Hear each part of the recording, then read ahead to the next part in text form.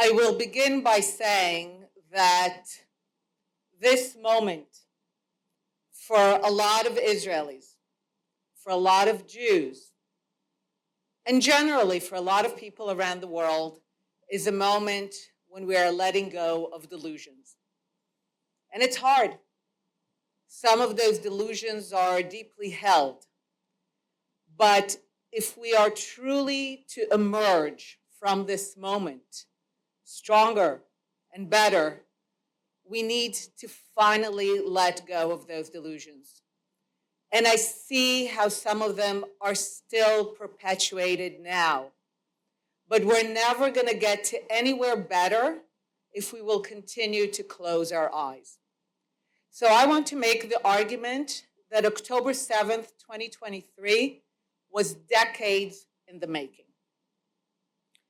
And I want to address the two aspects that were built over decades. The first is the sustaining and stoking of the Palestinian vision that Israel is temporary, that Israel can be undone, that with enough patience and violence, they can ultimately win the war that they have failed to win in 1948. So that's one piece that was decades in the making. And another piece, which we're seeing erupting globally, is the mental preparation that whatever happened on October 7th, the Israelis had it coming. So I want to address those two aspects. The first about the Palestinian issue. Just so you understand how powerful the delusions still are, we are hearing still people say Hamas does not represent the Palestinians. Now I know we deeply want to believe it. We want to imagine that some alien race entered Gaza, hijacked its people, and committed atrocities completely unrelated to what came before it. But if we will continue to hold on to this delusion, we are only guaranteeing that whatever happened on October 7th will happen once more, and even worse, if that is possible. Because where did Hamas emerge from? Hamas emerged from an idea that is known here as from the river to the sea, from the Jordan River to the Mediterranean Sea. Palestine will be free. Of what? Of sovereign and free Jews, of the state of Israel, of the Jewish state. I tweeted a few days ago that the day that from the river to the sea will have the same social standing as Heil Hitler, we will have made a massive step towards peace. Because that will be the moment that people will understand the ideology that has been animating this conflict forever. Now, I grew up in the Israeli peace camp. I cheered every land for peace proposal. I deeply believed that the day that the Palestinians will have their own state in the West Bank and Gaza is the day we will have peace. I wanted us to just get out of there so that they can finally pursue their own lives. We projected onto them our imagination, our vision. We thought that just like Zionism, just like the Jewish people, all that the Palestinians wanted was to just build a state, even if only in part of the land, and that as soon as they would be free to do so, there will be peace. And like many Israelis of the peace camp, I followed how again and again, and this is not going too far back, with Arafat in 2000, with Abu Mazen in 2008, and in later opportunities. Again and again, when faced with clear, concrete opportunities to have their own state in the territory of the West Bank and Gaza, no settlements, ending the military occupation, full independence, capital in East Jerusalem, every time they walked away. And not only did they walk away, what followed was brutal violence. People were surprised by October 7th, by the brutality, but it's not new. People call the violence of the years of 2001, 2, 3, 4, the Second Intifada, a shaking off. It sounds so benign. Those were brutal massacres in cafes, in restaurants, in buses, against people who just went out to have pizza. And this was after the Palestinians could have had everything that we were told they wanted, that the problems were the settlements or the occupation or East Jerusalem. So there it is. They could have had it. And they walk away and they follow it with brutal massacres and violence. So a lot of Israelis began to ask a simple question. What do Palestinians want? I asked that question. And remember how people think that it's really important that we dialogue? So I participated in some of those dialogues. And to their credit, they were very clear. They told me that the Jews are not a people, you're only a religion. You have no connection to the land of Israel, nothing. You don't have the right to self-determination. And I remember those were moderate. I participated in events with moderate Palestinians because I was a member of the Labor Party working with Shimon Peres. And I realized how they think about the issue and how I think is completely different. I thought it's about land, occupation, freedom. They made it very clear to me that the problem is my very existence. And as I started to do the research for this book, I came across a remarkable phrase by British Foreign Minister after World War II, Ernst Bevin. If you know anything about him, he was not a friend to the Jewish people nor to the Zionist movement. But he got it. And he needs to explain to the people of Britain why Britain is throwing the mandate that it received from the League of Nations to help the Jews achieve sovereignty. It's throwing it back to the United Nations. And he says the following, and this is the date, February 1947, there's no state of Israel, there's no refugees, there's no occupation, there's no settlement. All of the things we're told are the problem. They don't exist. And what does he say? He says His Majesty's government has come to the conclusion that the conflict in the land is irreconcilable. He calls it irreconcilable in February 47. He says, look, in the land there are two peoples, Jews and Arabs, so there were no question about what the two groups are. And he says, and each one of these groups has one top priority, the thing they care about more than anything. And he says the following, for the Jews, the top priority is to have a state. The Jews want a state. For the Arabs, the top priority is for the Jews not to have a state in any part of the land. Listen to what this conflict is, because this is the conflict, and nothing else has changed. The Jews want a state. The Arabs want the Jews not to have a state. That's it. That's the conflict, and that's why it's irreconcilable. You can't divide the land. That's not what's going to solve this issue. Which means that the only way that we ever begin to come close to any kind of peace, to any kind of change, is that this idea that the Jews should not have a state in any part of the land, this idea has to go away. Because this is the idea that has sustained generation after generation of trained murderers. Hamas is not some new phenomena. When you have an entire people who are mobilized for the idea that there should not be a Jewish state, which means that they tried to do it in the 20s, in the 30s, in the 40s, And they failed in 1948 because despite their considerable efforts, the state of Israel emerged as independent. They didn't accept this outcome. They immediately got to work to try to undo that through repeated wars and economic boycotts and international condemnations and the refusal of the Arab refugees to ever resettle. Because the Arab refugees, now known as the Palestinians, they understood that the day they will resettle is the day that the war against the Jewish state is over. So generation after generation, they refused resettlement. They hijacked an organization called UNRWA that was established temporarily to help them resettle.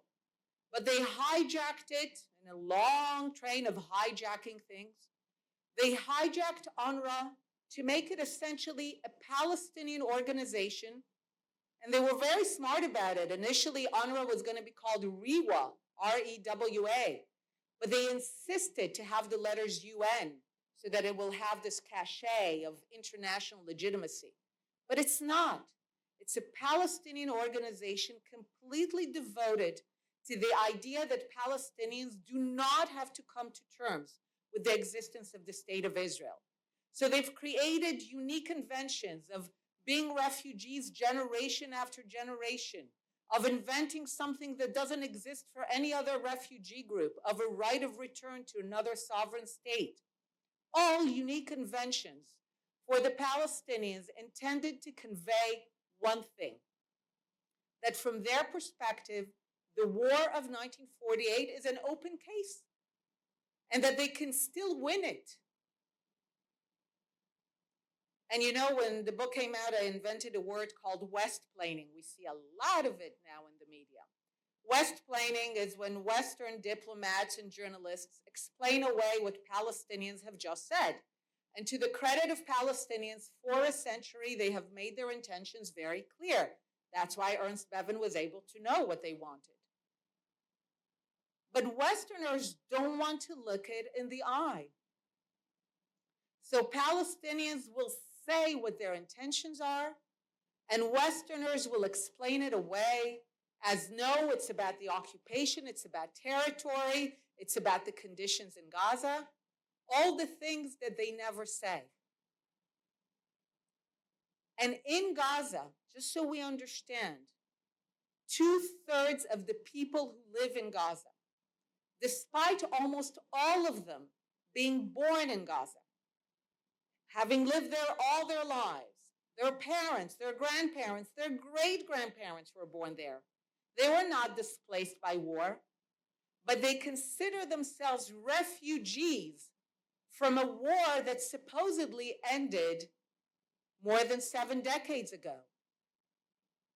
So when the West pours billions into Gaza, thinking that the problem is the conditions in Gaza, that they just need more money. But this is an entire society, and there are no dissenters on this. Again, we need to let go of the delusion that there's any dissent on this in Palestinian society. This is a society mobilized for the idea that their duty is to liberate Palestine from the river to the sea. So when money flows into Gaza, when cement flows into Gaza, they don't think, oh, let's make Gaza a beautiful, prosperous example of what it's like when Palestinians control territory. No, they say, great, we now have a launch pad, literally a launch pad, from which to take back, in their mind, Palestine. So any money that will flow there is guaranteed to serve the war machine. And it's not just Hamas. Generation after generation, trained murderers emerge to liberate Palestine. The perpetrators of the massacre of the Israeli athletes in the 1972 Munich Olympics were graduates of UNRWA schools. The current perpetrators and planners were graduates of UNRWA schools. They did what they did because they believed that in doing so, they were liberating Palestine. This is the euphoria that you saw in the first few days.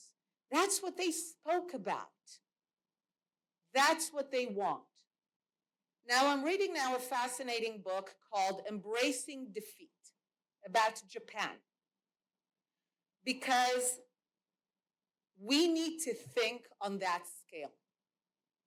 Today, we think of Japan as a lovely country of sushi and Pikachu.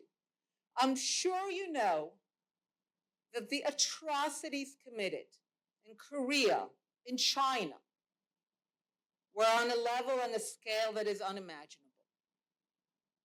On the eve of surrender, Japanese society was described as a society mobilized for death. Even in Nazi Germany, there are a few people who tried to assassinate Hitler towards the end. In Japan, there was no such dissent. And it was understood by the American occupiers that if there were ever to be peace, Japan as a society had to change. It wasn't enough to just disarm the Japanese military, which is why it's not going to be enough, even if we kill all 30, 40, 50,000 trained Hamas murderers tomorrow.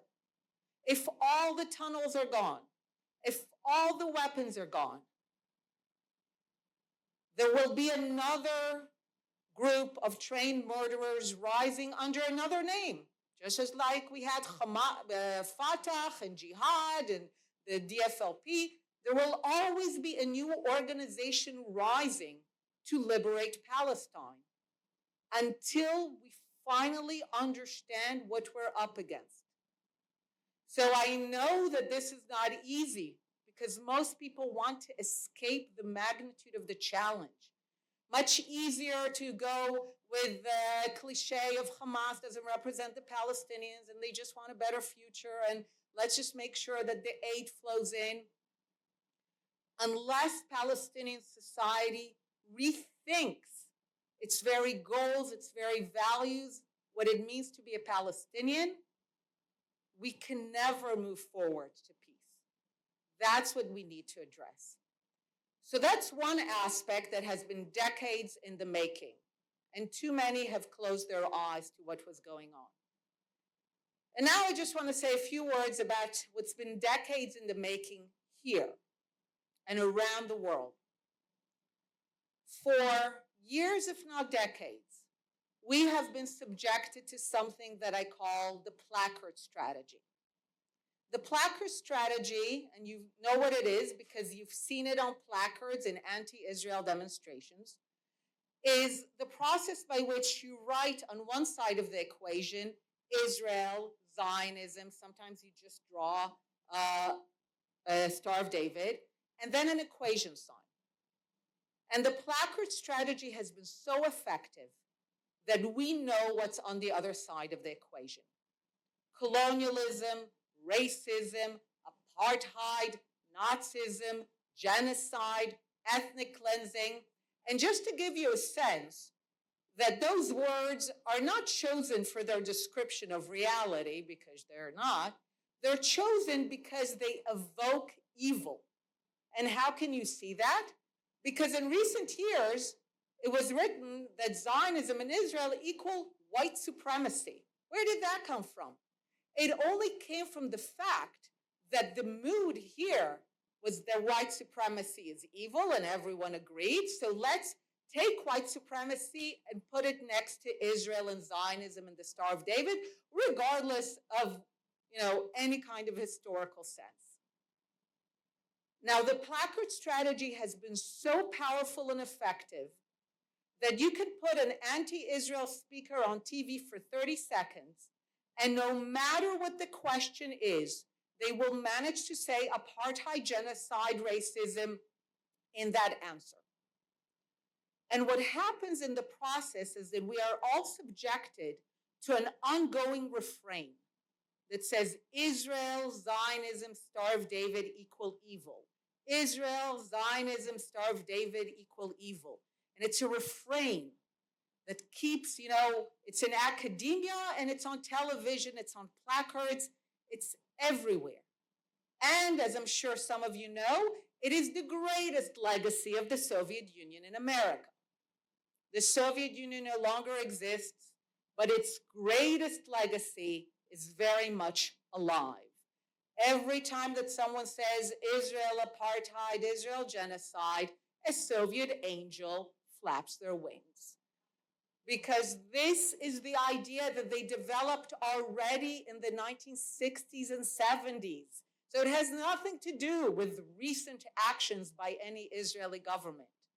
And the Soviets understood the importance of respectability. They are the people, the heirs of those who wrote the Protocols of the Elders of Zion. Now, today, anyone can publish a book. But more than a century ago, a book, that meant respectability. And it's not a coincidence that the Protocols is one of the most published books till the present day. Because suddenly, all these libels and conspiracies were given the respectability of a book. But after World War II, the Soviet Union could no longer be open anti-Semites, right? They just defeated the Nazis. You don't get to be more anti-Semitic than defeating the Nazis. And of course, they brought down Tsarist Russia with its anti-Semitism.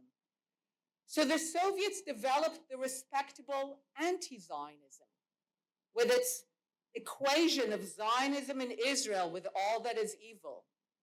And the empire doesn't exist anymore, but it's very much alive here. And after decades of having that in the making, what we saw erupt on October 7th is that moment, the preparation of decades, that because Israel and Zionism are evil, then they had it coming. Because that's what you do with evil. Right? You don't negotiate with it. You don't divide land with it. You eradicate it. So anything that was done is thereby retroactively justified. And that's why you can see so many people in the streets with no sense that they are holding abhorrent positions. Because for decades, they've been trained to believe in the placard strategy that anything Israel and Zionism equals evil. So, when I get to this point, a lot of people are utterly depressed because it's much easier to say, let's kill 30,000 Hamasniks and go home.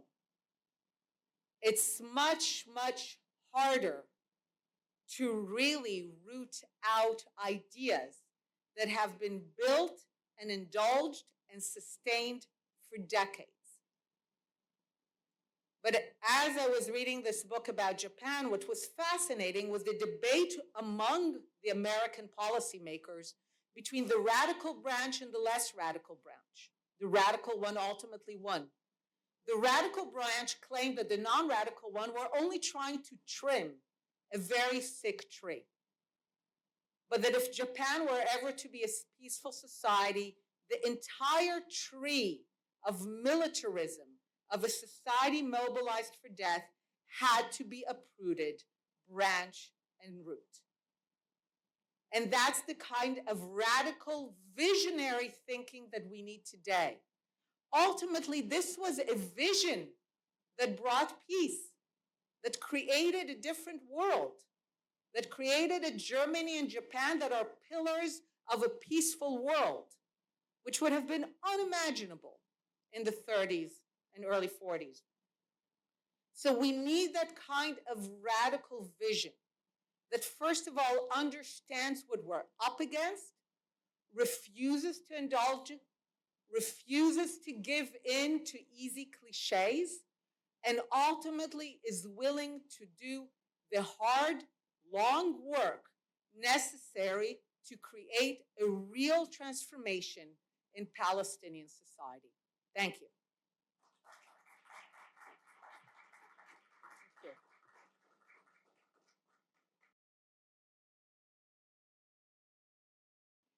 Certainly. I mean, if we continue with the analogy with Nazi Germany or with Imperial Japan, yes, you had the process of winning the war. You had the stage of unconditional surrender.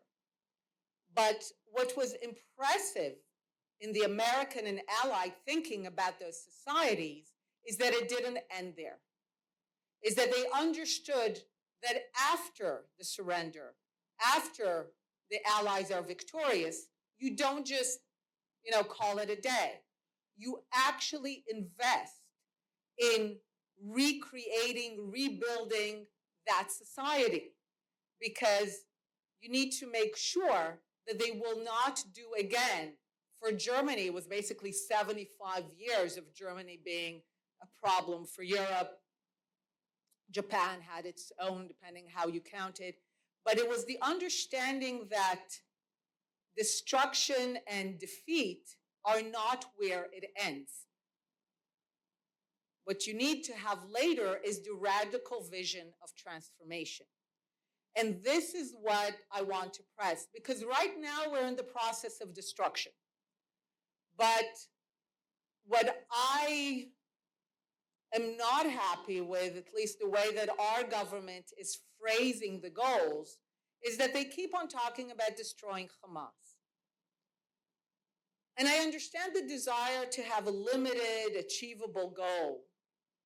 But what I despair in is that this is a goal that, again, shows a lack of understanding of where Hamas emerged from.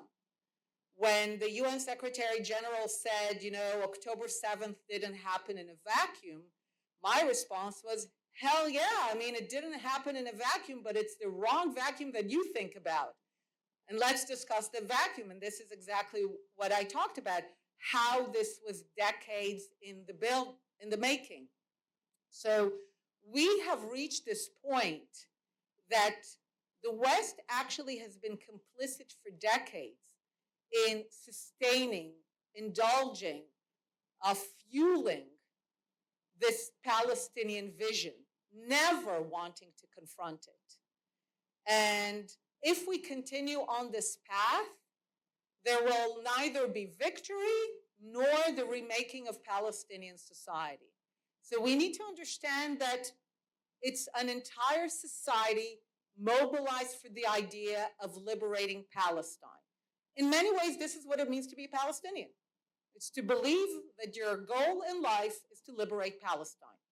And this is true for the intellectual living in London, for the supposedly moderate Palestinian Authority in the West Bank, and for the people of Gaza and Hamas. Now, what does it mean to destroy? Even in Nazi Germany and Japan, ultimately the destruction was limited. So many people were killed, but at the end of the day, the vast majority of Germans and Japanese emerged from the war as people who were alive. And those were the people that had to be, call it, reprogrammed. They had to become a different people. The problem was not with the fact that they were Homo sapiens, that they existed as human beings. The problem was their ideology and their level of commitment to that ideology. And when you think about victory, when you think about the Japanese embracing defeat, when you think in those terms, what I wanted to highlight is that it's not a single moment of destruction. It's not the moment of surrender. It's not the moment when the war is won. It's actually the aftermath of ensuring that those societies have different values and different ideas. Please.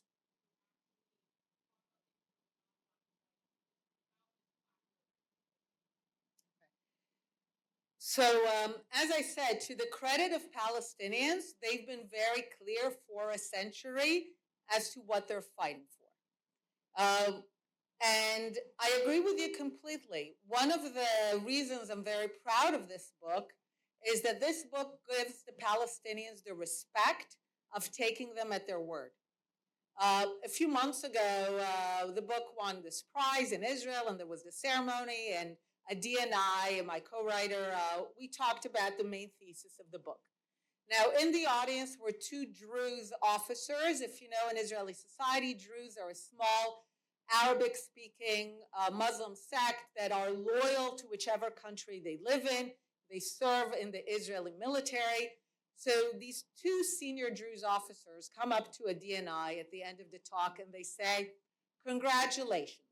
We find the two Israeli Jews who know what the conflict is about. The Arabs keep telling you what it's about, and you're just not putting it into your head." So I'm actually going to make it a little harder than what you said. On this issue, there are no dissenting voices. Now, I give this talk, and I've given it over the years to many groups, and especially students, and I understand that they rebel, but almost every group. They're like, "You're painting such a broad, this is such a broad brush, and it can't be. And it can't be that all Palestinians support that. And just like there are different voices in Israeli society, and there are more extremist people and less, there must be different voices among Palestinians." So my answer has always been the same.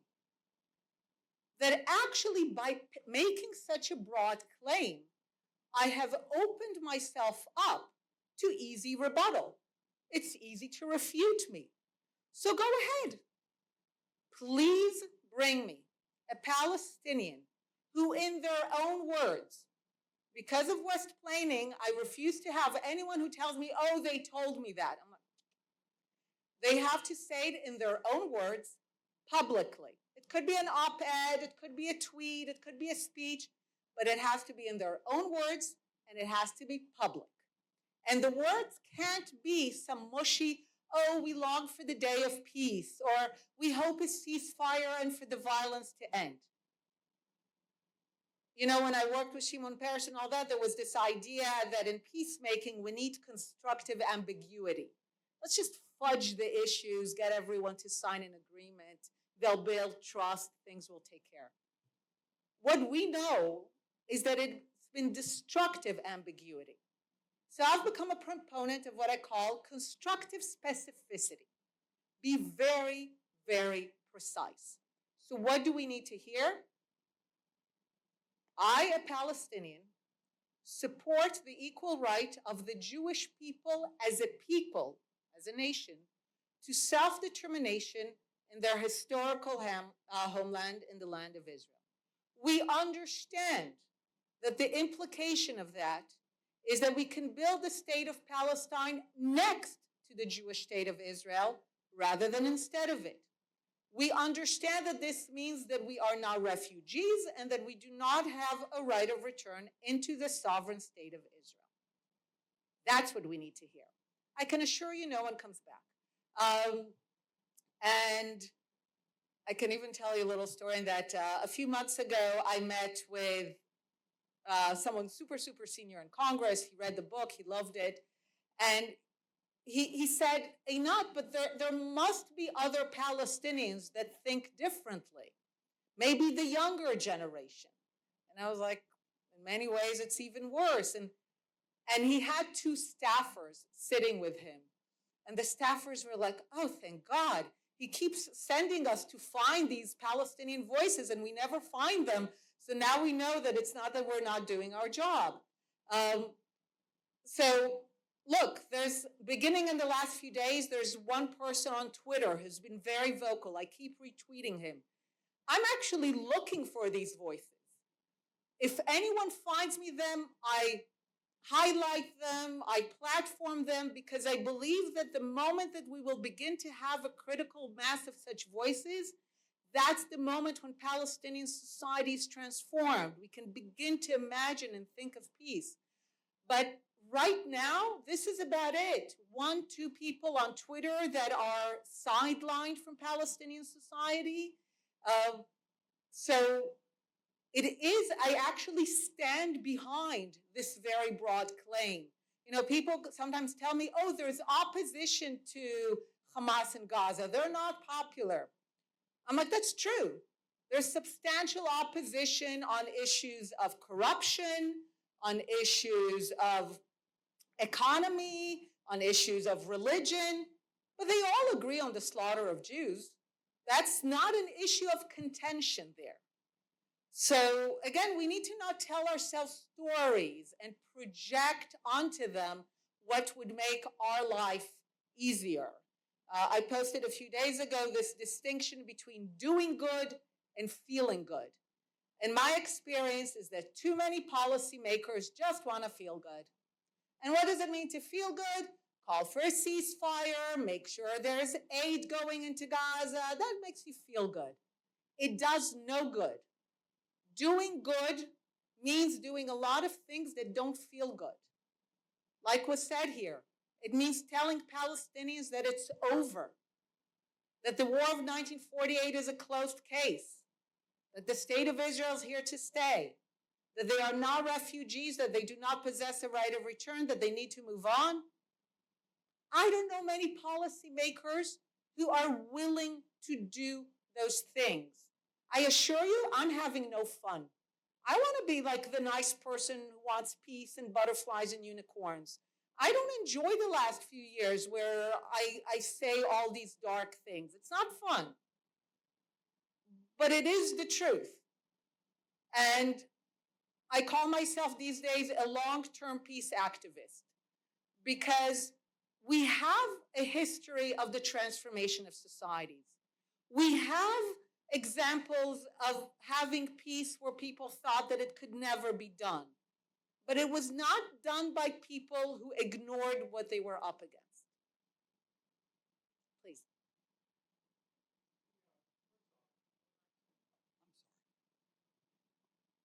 First off, thank you for being here. This is as phenomenal as your book.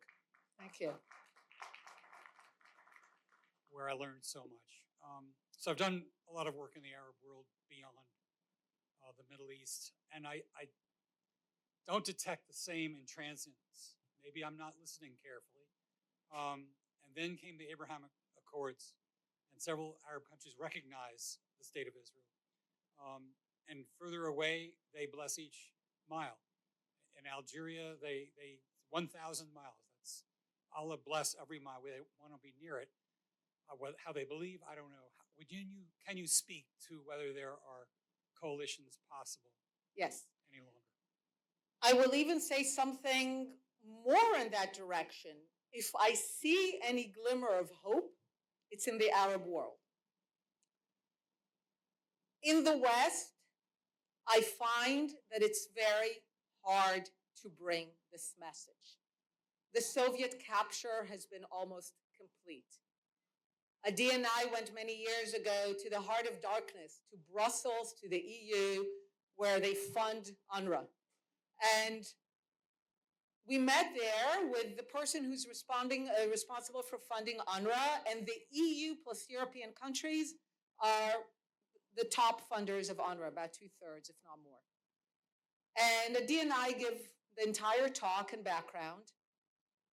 And this man at one point looks at us as if he had a completely new thought.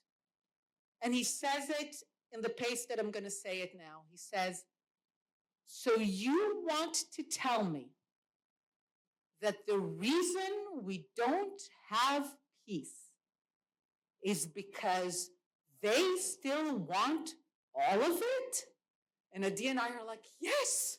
But the next day, he continues giving money to UNRWA. So I have less hope on the West waking up from that, even though I continue to invest in it. And increasingly, my glimmer of hope comes from the Arab world. Why? Because to the credit of the Arab world, they actually know what the conflict is about. They were never fooled for a single minute that it was ever about settlement or occupation or East Jerusalem or the living conditions in Gaza. They always knew what they were supporting. They always knew that they were the blank check and the blank diplomatic check for the Palestinian intransigence of saying no to Israel. It's important to understand that without this check, we don't have a conflict. If the Israeli-Palestinian conflict had ever only been the Israeli-Palestinian conflict, the Jews and Arabs between the river and the sea duking it out, That conflict was over in April 1948. In April 1948, pretty much the situation is settled. It then becomes the Arab-Israeli conflict when several Arab armies invade, and it is sustained this way for decades. It is the Arab power and the Muslim power that sustains the ability of Palestinians to keep saying no, no, and no. We'll keep fighting until there's no Jewish state. Because when people, again, various diplomats and journalists in Europe and the West would tell me, the Palestinians know they're not, that Israel's here to stay. They know they're not returning. And I would always tell them, look, if anyone is delusional or irrational in this conflict, it's us Jews, not them. I mean, they're looking, open them up. They're looking at the map. They see 7 million Jews struggling to survive amid almost 500 million Arabs, 1.3 billion Muslims. They rationally conclude, they're like, this is not going to last much longer. Another generation, another 5 generations, but that's it. This will be like the Crusader state. This is why they love to call Israel the second Crusader state, because it was a temporary foreign implant that they ultimately threw away. This is why Hamas now feels like Salah ad-Din, right? They're throwing out the Crusader state. So this has sustained, together with the Soviet Union and Western indulgence, this has sustained the Palestinian ability to say no. If Arab support begins to wane, if this blank check that has been written for decades begins to peel away, then we begin to have hope. And it's not a coincidence that the more successful Arab countries are, the more they are letting go of anti-Zionism as a defining obsession of their society. In general, anti-Zionism is the ideology of failure. From the Soviet Union to the Arab world to Jeremy Corbyn's Labour Party to American campuses. As it was said here, I studied at Harvard. That brand is quickly losing its cachet at this rate. I mean, anti-Zionism leads societies to collapse onto themselves. There's no society that somehow was obsessed with anti-Zionism that was ever good to its Jews. It always turns hostile to its Jews, and that ultimately emerged as a prosperous, successful society. So it's not a coincidence that when you're beginning to have Arab countries that are looking to the future, and they want to build better societies, and they want to emerge from decades of failed Arab kind of life, they're letting go of anti-Zionism. So this is where I find hope, because only the Arab world is really in the position to begin to end this. Now, I'm under no illusion. Those voices in the Arab world are still the minority, and they're hanging by a thread. But it's the only place where I can see hope emerging. And some of it has to do with the understanding of destruction and failure. Remember, after 9/11, the whole discourse after 9/11 was about the failure of the Arab world, that it's just a landscape of failure. And after the Arab Spring, this even became stronger, that this is a region from which only terrorism and oil get exported. But in parallel, Arab leaders, especially in the Gulf, realized that if they're going to let those extremist ideologies fester, it will be their undoing. And they understood that they need to begin to have another vision of what Islam is, that it could be a moderate force, of what being Arab is, and that they need to have this vision for young Arabs across the Arab world. And this vision is part and parcel with normalizing relations with Israel. I sometimes call the Abraham Accords collateral benefit. We're not the central story here. The central story is the remaking of what it means to be Arab, to be a proud Arab, to be a proud Muslim. And part of it is to recognize that the Jews are not crusaders, they're Abraham. They have a historical claim that is part of the region. So again, this is the minority. I'm under no illusion, but it's the only place that I find real hope these days. Please. Thank you for being here. Thank you for being here, and I appreciate your work. And I agree with you. And I'm wondering if you can comment on two things in the vein you were just speaking about. Have you seen, I think it was on Twitter and different social medias, the son of a Hamas leader? Yes. And then in tandem to that, are you able to comment on Iran and some of the feed I have seen of the younger generation Iran really supporting Israel morally, with morale, if there's any insights on Yes. the Iran side of it? Yes. So I'll start with Iran. As you can see, I'm really, really trying not to fall into wishful thinking. It's like we see a video of students refusing to step on the flag of Israel or booing, some Palestinian-Iranian march, and we're thinking, yay. Someone tweeted, I thought it was very smart. He said, basically, the current race is what will unravel first, 1948 or 1979. So essentially, the state of Israel or the Iranian Revolution.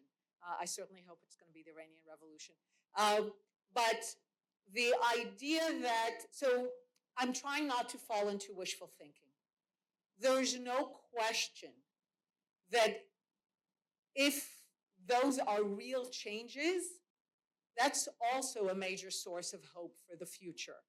I'm sure some of you remember the day before the Soviet Union collapsed, this was impossible, and the day after they collapsed, it was inevitable. This might happen with Iran. We know that often corrupted, desiccated regimes survive another generation, even though there's nothing there. So who knows, might happen tomorrow, might happen in a generation, but there's some glimmer of hope there, but I'm trying not to fall into wishful thinking. But we know that we have a generation that is already pretty much seen what the Islamic Revolution is, and they're less than excited about it. How far is it? How powerful? We can't know.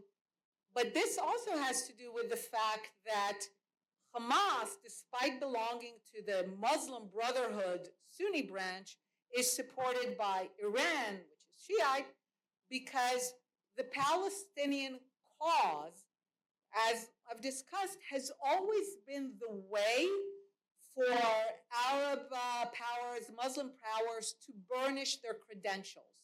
That's why Turkey uses it when it wants to burnish its neo-Ottoman credentials as the true representative of the Muslim Ummah, and that's why Iran is doing it to kind of have everyone conveniently forget that they belong to what is generally a detested sect of Islam, so this way they can be the protectors and the defenders of true Islam, and that's where their interests lie. And what you spoke about the son of one of the senior members of Hamas, when I was a member of the Foreign Affairs and Defense Committee, we were actually instrumental in making sure that he become a citizen there, because we wrote the letter that confirmed that he had been courageous and helpful to save Israelis from Hamas terrorism. It's always the people from the inside. Like I said, the Arab world never had any illusions about what the conflict was about. And he has no illusions about what Hamas wants. And he says it. And he's very clear about it. And again, Hamas are also very clear about it. It's just that no one wants to listen. People want to, one of the biggest things that happens in this conflict is the complete reversal of cause and effect. Rather than understanding that the total refusal to allow Jews to be free and sovereign in any part of the land is the root cause, everything the Jews in Israel do in response to the threat becomes the retroactive cause of why that happened. So now the war in Gaza is somehow the retroactive cause of what happened on October 7th. And you're seeing it all the time. And there's a complete refusal to really take Palestinians at their word and to understand what they're fighting for, and to understand that as long as they believe that, they will mobilize all resources given to them to that end, and they will never build anything. Palestinian society, and this is a tragedy, has been a society mobilized for destruction for a century. It has never been a society that has a vision of building, of creating, that said, let's have world-class universities. Let's make sure that we make a major scientific contribution. No. I mean, what happened in Gaza, that required planning, that required ingenuity, that required mobilization. Think about all the energy, all the brains that went to this singular cause of destruction. What if all that was channeled to build something? But it will only be channeled to build something once they no longer hold the destruction of the Jewish state as their most noble commitment. Once that happens, all the energies of the Palestinian people will be unleashed for construction. But it's only if they rethink what their goals are and who they are and what they want to achieve in this world. Please. Thank you. You were speaking about education and UNRWA. I'm wondering if you could address what's the focal point we have to look at. Is it the Palestinian Ministry of Education or UNRWA who does the curriculum? Is it the staff who is going to teach whatever they want to teach, no matter what the curriculum says? So what's the most effective way of addressing that issue so the next generation is not as like this one? Okay. So you kind of answered it in your question. The problem is not the textbooks.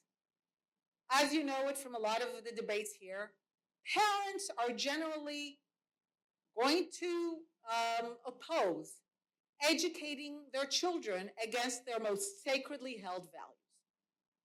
Education happens after the values change, not before.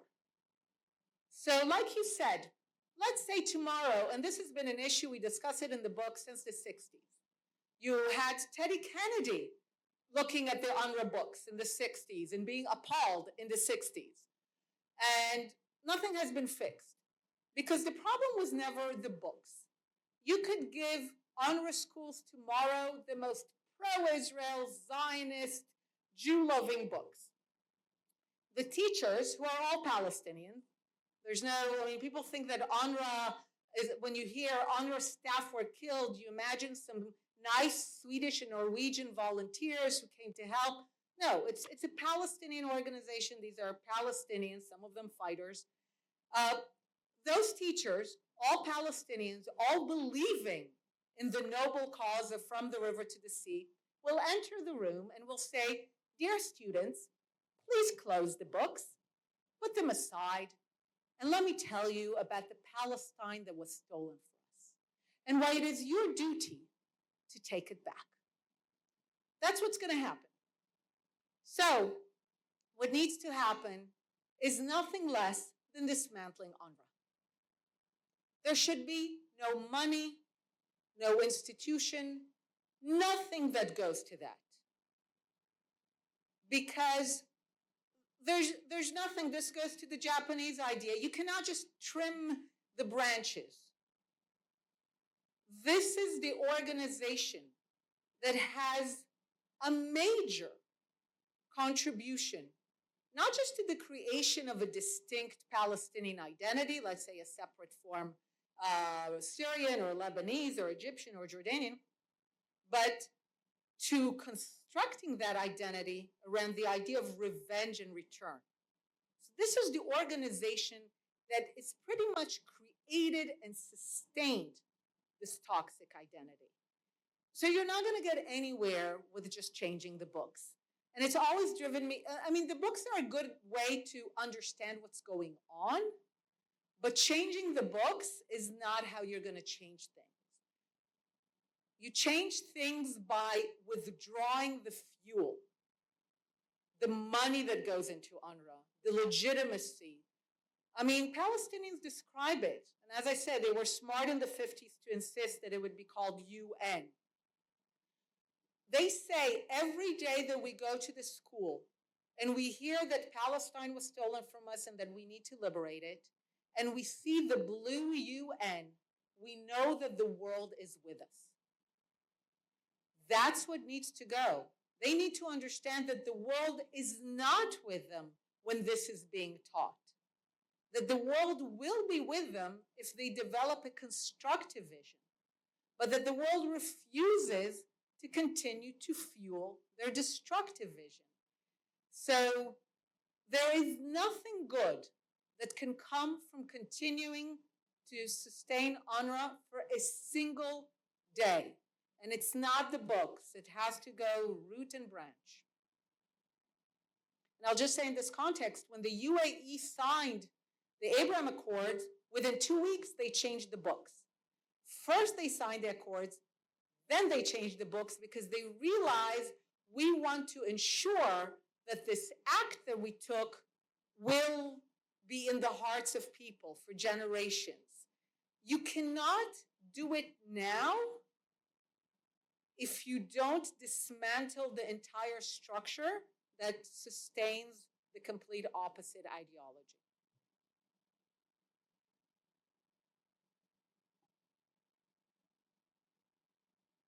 Thank you, Einat. I'd like to ask a question. So based on what you're saying, if this, or once this operation against Hamas concludes, do you think that a collective statement by European presidents and allies to the Palestinian people, something to the effect of, we are with you, but we will not tolerate your current design on eliminating Israel.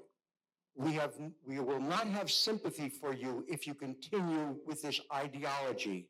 If you truly want to have a state, if you truly want to live in peace, then you've got to change your ideology and create a new society. Otherwise, we will not be for you and the world will not defend you. I would say hear, hear, and amen. Yes, that's exactly the message that needs to be conveyed in every possible forum, in every possible context. You know, I already see it. Let's say the operation concludes with a certain sense of, okay, we've killed 20,000 Hamas-trained murderers and the tunnels are disabled and all that.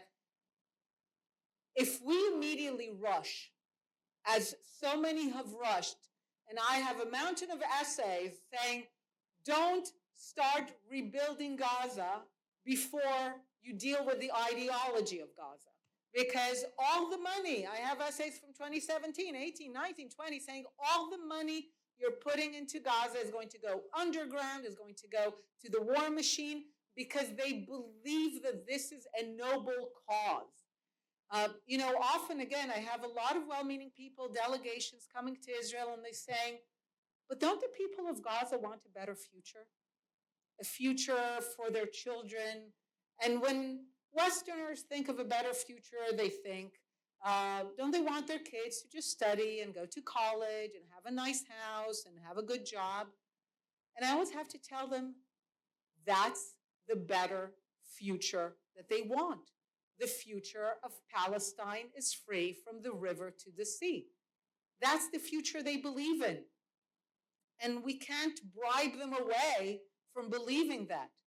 They have to be forced to understand that they are alone in this ideology, that the world does not support the idea that the Jews should not have a state, that Israel is a temporary aberration. That's the message. And if they begin to hear it from their Arab colleagues and they begin to hear it from the West, and that they realize that they have nowhere to turn, then you can begin to see the voices emerging in Palestinian society that say, maybe enough is enough. But right now, we're not helping those voices to emerge. We're actually quashing them by continuing to fuel this, Palestinians don't really mean from the river to the sea. It's actually a benign idea of rights and equality. We can't fall for that anymore. And we need to be very clear about it. And only then can change begin to happen, which is why also all the discourse, people often ask, after Abu Mazen, maybe there's a different leadership and all that. And I'm like, stop. The leaders are always ever going to reflect the parameters set by their people. And the Palestinians will never have a leader that challenges the from the river to the sea ideology unless they themselves begin to change. And then those leaders will emerge. And they will only change when they find that there is no more fuel for that ideology. And this is the tragedy, because they have been fueled in it for decades and decades. Adi and I would often come very frustrated out of meetings with European diplomats, realizing that we have to undo a mountain of lies and delusions that has been built for decades. And we need to begin to really undo it brick by brick. But what you described is exactly what needs to happen. Much of the fuel for today's support of Hamas is coming from young people the world over, and including on our campuses. These people have been indoctrinated with woe the poor Gazans. How do you get your message of a brighter future to the younger generation within America, of those people who have become advocates of Hamas, of poor Gazans, and doing exactly the wrong thing, exactly contrary to what you're suggesting? So my only answer to that is to understand what's at stake and what is going on, to understand the placard strategy. The biggest mistake so many of us have made is to think that during the years, those were good faith discussions. We actually thought that those were good faith discussions about Israeli policies and whether Israel is being okay or not, and whether, and we would really begin to engage, Israel's not apartheid, look, and Arabs and have equal rights and citizens, and we didn't realize that those were not good faith discussions. Those were processes of creating a global mindset whereby Israel, whatever is going to happen to Israel, it will have had it coming. And that the eradication of Israel and Zionism is the one thing that will bring good to the world. When you're seeing those placards with "Keep the World Clean," if you've seen some of them, showing a Star of David in the trash bin with the headline "Keep the World Clean," the notion that the collective Jews is what stands between this world and utopia is a very old idea. So we need to understand that this is what's going on. We need to expose it. We need to battle it. We can't engage with it as a good faith discussion. Young people need to understand what they are parroting.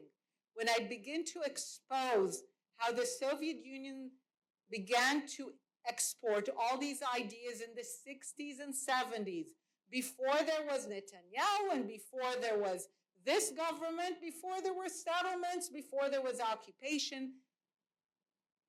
So many people pride themselves on saying Israel is apartheid or that, as if they just had a new insight, a new idea. They just studied the topic. No, they're parroting an imported ideology that has never brought anything good to any society that adopted it.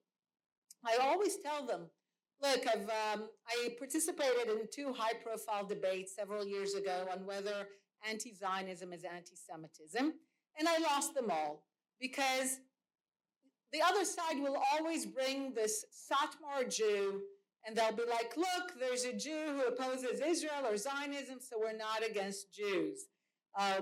You know, when I taught Zionism and anti-Zionism in Georgetown, I had a few Muslim students.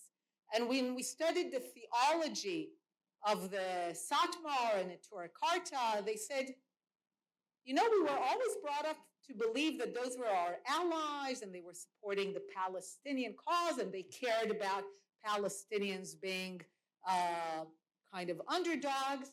But now we realize that they basically don't want Zionism now, they want Zionism later. So, I mean, people just play this game. So at one point I said, you know what? I'm not splitting hairs about whether you're going to find me 5 Jews who oppose Zionism. I'm just going to look in practice, not in theory. In practice, what happens to every society that has made anti-Zionism a main ideology? And I go, Exhibit A, the Arab world, Exhibit B, the Soviet Union, Exhibit C, Jeremy Corbyn's Labor Party, Exhibit D, American campuses, and I show them the arc.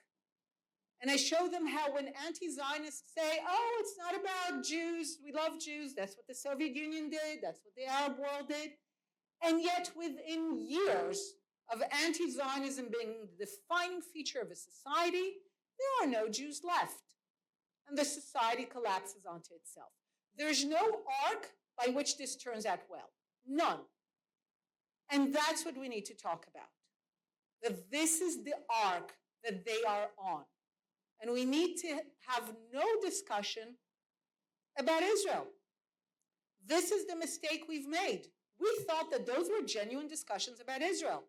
They're not.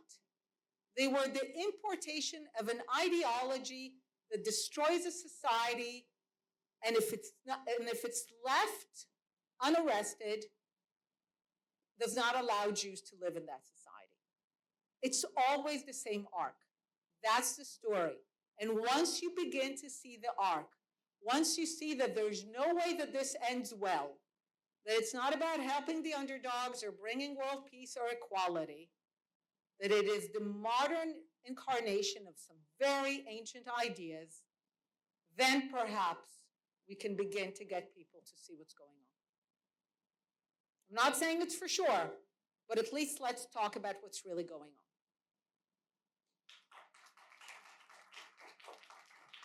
Thank you. Thank you so much, Einat, for that, as usual, fascinating, troubling, but